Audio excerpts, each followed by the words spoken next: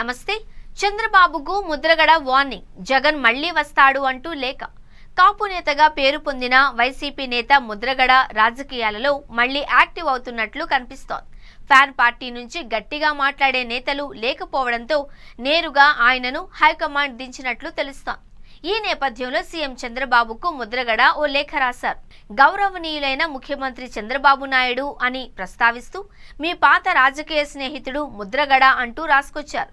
1995 టీడీపీలో పనిచేశాను. అప్పటి మీ పాలనలో రాజకీయ కక్షలు, అక్రమ కేసులు బనాయించలేదు.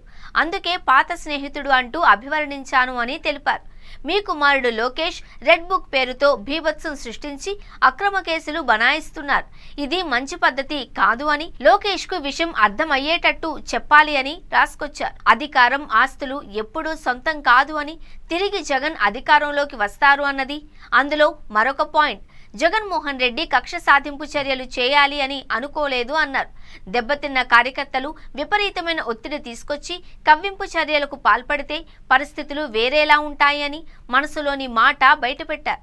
మీ కుమారుడు లోకేష్ ను రెచ్చిపోవద్దు అని చెప్పండి. రేపటి రోజున జగన్ ఖచ్చితంగా అధికారంలోకి వస్తారు.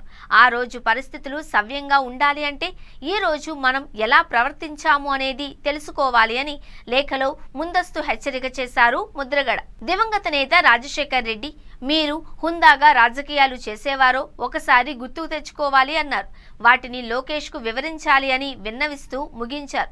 ఒక విధంగా చెప్పాలి అంటే ముద్రగడ ద్వారా సీఎం చంద్రబాబు సర్కారును వైసీపీ సూచన చేసినట్లు కనిపిస్తోంది. ఆనాడు వైసీపీలో జరిగిన ఘటనలను ముద్రగడ ఏమాత్రం ప్రస్తావించలేదు. జగన్ సౌమ్యుడిగా చెప్పుకొచ్చారు. ఒక్కసారి వెనక్కి వెళదాం. గతంలో 2014-19 సమయంలో అప్పట్లో కూడా సీఎం చంద్రబాబును తొలుత ఈ విధంగానే లేఖ రాశారు ముద్రగడ.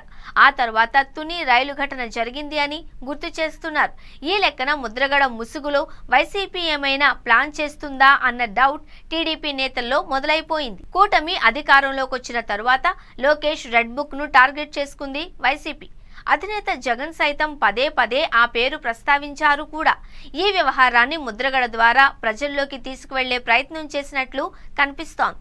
అసలు రెడ్ బుక్ ఇప్పటి వరకు తాను ఓపెన్ చేయలేదు అని పలుమార్లు చెప్పుకొచ్చారు లోకేష్.